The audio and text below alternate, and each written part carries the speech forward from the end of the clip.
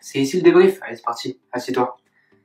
Salut à tous, c'est Conscience Foot, nouvelle vidéo, le débrief après-match entre le PSG et le Bayern Munich. Qualification du PSG, ça fait grave plaisir en tout cas, je suis super content que le PSG se qualifie en demi-finale. C'est la deuxième fois d'affilée que le PSG se qualifie, 2 années d'affilée au moins en demi-finale, donc voilà, c'est le seul club qui l'a fait, donc ouais, c'est super. Donc, dans cette vidéo, ce sera une courte vidéo, comme vous pouvez entendre, je suis encore malade. Du coup, ce sera une petite vidéo improvisation. Donc, je vais vous donner les compositions des équipes du match d'hier. Ensuite, il y aura mon débrief, ainsi que mes tops et mes flops, et la suite pour la qualification. Le Bayern Munich qui a opté pour un 4-2-3-1 avec Manuel Neuer dans les cages, Pavard en latéral droit, Boateng Hernandez dans l'axe, Alphonso Davies en latéral gauche, Kimmich Alaba au milieu du terrain, avec Müller en numéro 10, Coman et Sané sur le côté, ainsi que Choupo-Moting en pointe. Pour le PSG, ils ont opté aussi pour un 4-2-3-1 avec Navas, Konrad Agba, Danilo Kimpembe dans l'axe en l'absence de Marquinhos, Diallo en latéral gauche, Paredes Gay, Draxler sur le côté gauche, Neymar en 10, Di Maria et Mbappé en pointe. Allez, on passe maintenant à mon débrief. Voilà, un PSG qui maîtrise beaucoup mieux ce second match, ce match retour qu'au match aller. Donc voilà, je vais globaliser, je vais pas faire mi-temps par mi-temps. Je vais globaliser le match entier. On a vu un PSG beaucoup plus sûr de lui, avec plus de maîtrise dans la position du ballon, plus de possession de ballon. Le Bayern Munich qui va se créer beaucoup moins d'occasions. Après, on est puisqu'ils ont fait 15 tirs alors qu'au match ils ont fait 31. Donc voilà, le PSG, bravo, félicitations au PSG par rapport à ça, d'avoir su faire une bonne construction de jeu. À noter que voilà, les Parisiens étaient très sereins au niveau, pour repartir de derrière, ils étaient quand même très sereins et ça s'est senti. Donc voilà, c'est fort, franchement c'est fort. Le Bayern qui a manqué Leon Goretzka. Leon Goretzka, il a quand même beaucoup manqué au milieu de terrain parce que c'était Alaba au milieu de terrain. Et Alaba, il n'a pas la même disponibilité. Il ne va pas créer un lien offensif entre la défense et l'attaque de Munich. Goretzka, il se porte plus vers l'avant. Il a un rendement plus offensif qu'Alaba.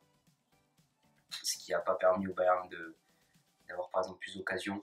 On peut noter que Coman Sané a été beaucoup plus absent qu'au match aller. Ils étaient mieux pris en tout cas. Konrad Agba qui a fait un match et qui a bien pris Coman, on l'a pas trop vu d'ailleurs sur ce match. Ensuite, on a vu que toujours du côté du Bayern, Neuer qui a été meilleur qu'au match aller, il a quand même sorti quelques arrêts, c'était plutôt bien. On n'a pas trop vu Alphonso Davies, je vais y revenir plus tard. Voilà, mais du côté du PSG, ça a été un match bien maîtrisé, complètement différent du match aller, où le match aller, le PSG a énormément subi, mais a été très efficace. Ben là, voilà, c'était le contraire. C'est-à-dire que le PSG a touché le poteau avec Neymar, ils ont touché la barre aussi avec Neymar, et Di Maria qui a eu quelques occasions, Mbappé aussi. Voilà, il y a quand même eu des grosses occasions du côté du PSG, mais niveau finition, c'était beaucoup plus compliqué. Ils n'ont pas réussi à marquer le PSG. Pardon. Mais voilà, donc c'était un PSG plus serein aussi. On s'attendait à un PSG qui fasse encore mal comme au match aller, je m'attendais à ça. Qui ont bien utilisé la profondeur, hein, ils ont encore fait mal au Bayern, mais complètement différent du match aller où ils n'ont pas su être efficaces. Voilà, après on peut critiquer le choix de Mauricio Pochettino d'avoir mis cette stratégie en place, et le fait de rester à 1-0, c'était quand même risqué parce qu'il suffisait que le Bayern marque une fois et le PSG était dehors. Mais voilà, le PSG s'est qualifié, ils ont quand même sorti le Bayern Munich, c'était le gros morceau de Ligue des Champions, c'était les favoris. Donc malgré les absences, voilà, il faut noter aussi que Marquinhos n'était pas là. C'est quand même le taulier de la défense. Verratti n'était pas là aussi. Mais voilà, ils se sont très bien débrouillés. Ganaguay a fait un très bon match dans la récupération du ballon, il était partout.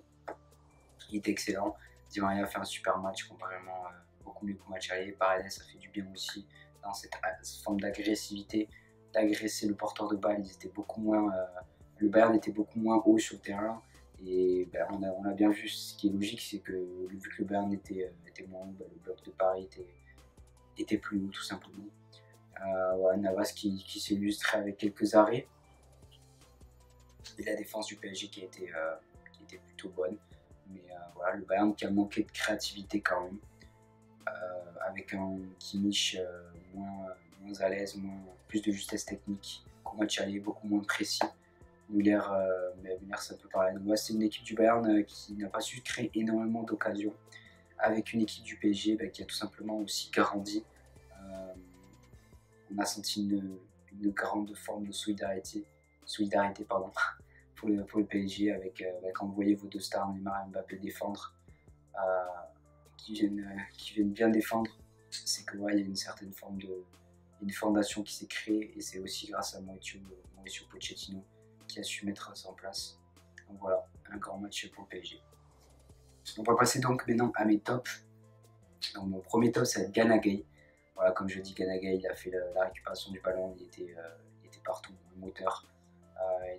Il a agressé le porteur, il revenait bien en défense, il faisait le lien entre la défense et le milieu de terrain. Donc ouais, il était très bon, Gana Gueye. Ensuite, je mettrai Angel Di Maria. Il a fait un super match, j'ai adoré son match. Beaucoup de qualité technique, beaucoup de belles visions de jeu et des bonnes passes offensivement qui ont fait du bien. Au PSG, il aurait mérité de marquer Di Maria, mais il fait un très bon match. Et mon dernier top, pardon, je suis malade. Mon dernier top, c'est Colin Dagba. Colin Dagba qui a su maîtriser Coman. Comparément au match aller où Coman a su déborder Colin Dagba, il s'est fait littéralement manger en fait Colin Dagba au match aller. Là, Colin Dagba qui était dès que Coman avait la balle en fait, Colin Dagba était pile dessus, il venait stopper directement dès que Coman avait la balle, il venait stopper directement Kingsley Coman, et c'est ce qu'il fallait faire en quelque sorte, parce que le danger venait de Coman et de Sané, et on les a pas trop vus hier soir, et c'est ce qui a payé pour le PSG dans un sens positif. Donc voilà, un très bon match de Colin Dagba. Donc dans mes flops, alors toujours dans mes tops, j'aurais pu mettre Neymar qui était l'homme du match, mais voilà, pour moi Neymar, c'est pas la même histoire si Bayern se qualifie. Neymar il est dans les flops, hein, parce que ouais, il a fait un très bon match. Neymar, il était très bon techniquement, il était exceptionnel. C'est un des meilleurs techniquement, de toute façon, si ce n'est le meilleur. Mais voilà, il loupe le face à Neuer qui ça coûte un poteau. Il fait une frappe sur la barre. Ouais, même si la frappe sur la barre, ouais, c'était compliqué à mettre quand même, mais je veux dire, ce face à Neuer, le poteau, ça aurait pu coûter cher au PSG, hein, ce manque d'efficacité. Donc je le mets pas dans mes flops, bien sûr, parce qu'il était très bon, mais je le mettrai pas dans mes tops non plus, parce que je trouve que Gana Gueye, Di Maria et Colin Dagba ont été plus importants que Di Maria dans cette qualification. Donc ouais, dans mes flops, Joshua Kimmich qui a eu moins de justesse technique, c'était plus compliqué pour lui, moins de précision au niveau des passes, il était plus en difficulté.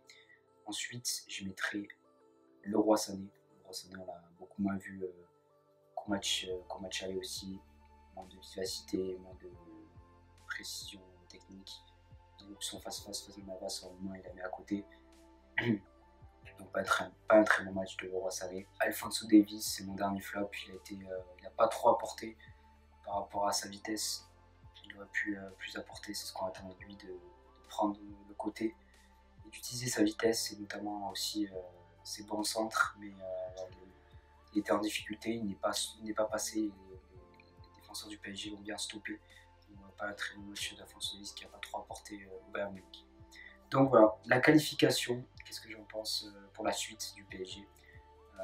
C'est un PSG quand même qui a montré de bonnes vertus, des vertus positives dans leur match, une très bonne solidarité collective qu'on n'a pas vu, comme j'ai dit, là, des Mbappé et Neymar qui viennent sprinter, qui viennent défendre.